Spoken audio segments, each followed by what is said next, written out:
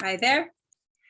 So I'm here in Bend again. So fun to be in this beautiful little mountain town, and just wanted to talk to you a little bit about what might be happening in your relationship, because it's happening in so many relationships.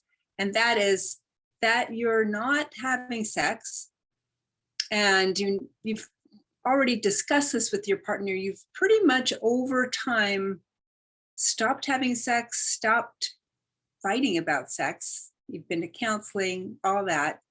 And at this point, you're just not having sex. You might have sex a couple of times a year, maybe, on a good year, maybe once a month. Probably not, though. It's really more like you're not having sex.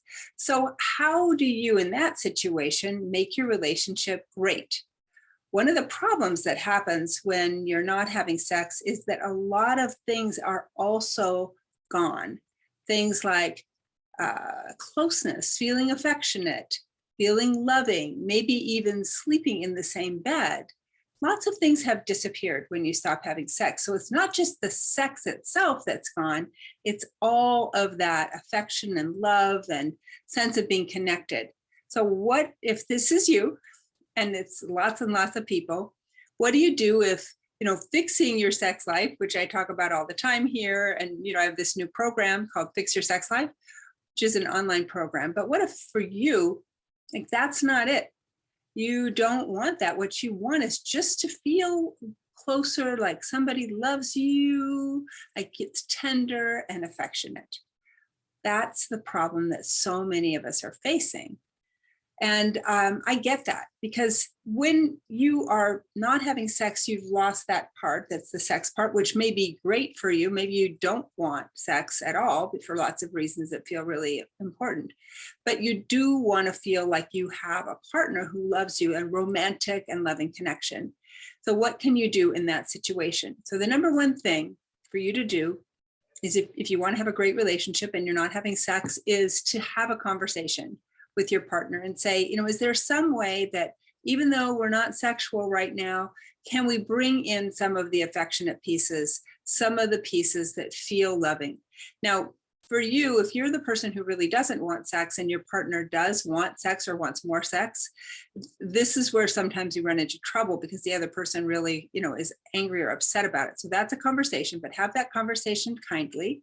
And then the second thing that I'd love it for you to do is to set up kind of a walking practice.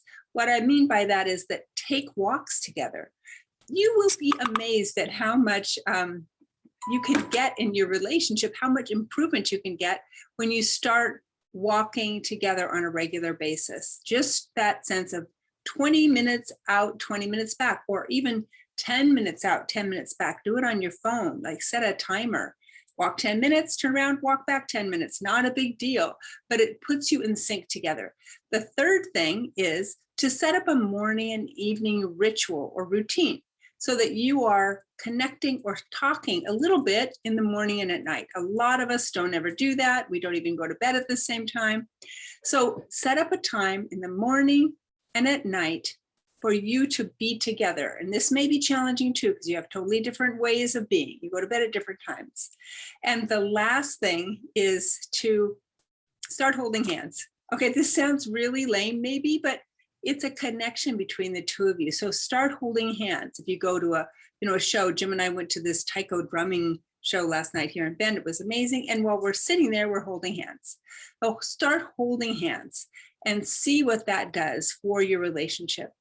So I'll be back here next week. I hope that you try these several things. So talk to each other, establish a walking practice, have a morning and evening ritual, and hold hands.